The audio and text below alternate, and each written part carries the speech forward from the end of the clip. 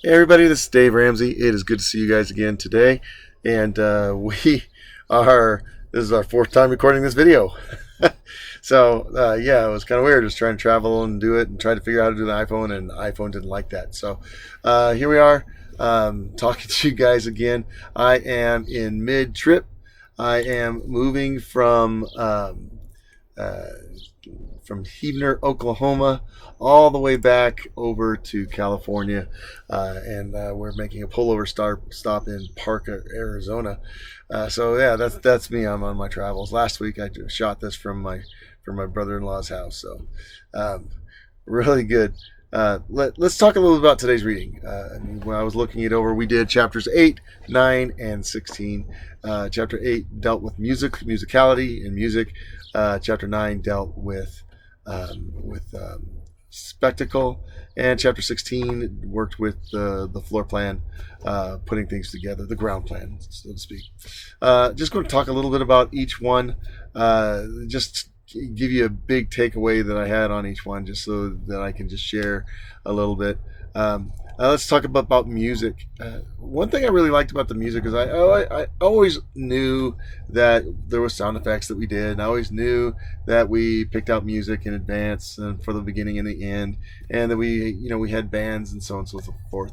But the one thing that really stood out for me was where it talked about casting for voices or casting for music. Um, I really liked that part. One of the things I thought was interesting about that is um, where they talked about you pick people for their voices, but also you want to pick people to have different voices on stage, so that they weren't muddied. So basically the idea is everybody has a unique voice type, and then when they're delivering their lines in the play, everybody already knows, oh, that's that character, or oh, that's that character, because their voices are so different. And to me, I looked at it and I thought, wow, that's just really fantastic. And I really thought about that. I mean, we costume our characters so that they look different. And our actors, they give different mannerisms and different ways that characters deliver lines in order to create that difference of the way a character appeals to the other characters on stage or the audience. And why not make it so that the voices are different as well? So it just creates another layer. I mean, there are so many auditory learners out there. Well, why not capitalize on the fact that they pick up on things better when they hear it, and grab a hold of every piece, every different way someone can pick up and learn from that play. So I really like that. So that was good. One thing about spectacle I thought was interesting. Spectacle, where it talked about that the stage in of itself becomes the stage in and of itself gives all that extra information. When someone's watching a play, because they when people say they're going to go to a play, they say, well, I'm going to go watch a play. They don't say I'm going to go listen to it. Book made that very clear when I was reading that. But it's when people go to watch a play, they're seeing everything, and their eyes are taking in everything. And we can actually give so much to the audience just by really paying attention to what we do on stage. There are some really important factors to consider when we're dealing with that. We should actually consider things that are important for the play, and make sure that they are in there.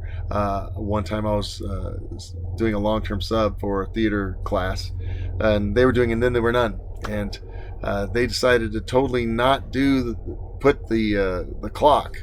It's pivotal, it's important, it's a big piece of the mystery inside the play, and they decided we're not going to do that. So I said, hey, are you really thinking this through? You need to make this part of the play, and we wound up building a clock, making it central to the set, and then it just kind of sat there until it was needed. And then by doing that, it was like it just like really made the play work better, rather than trying to avoid it completely because nobody wanted to build a clock. In addition, there's something else I wanted to talk about. I wanted to talk about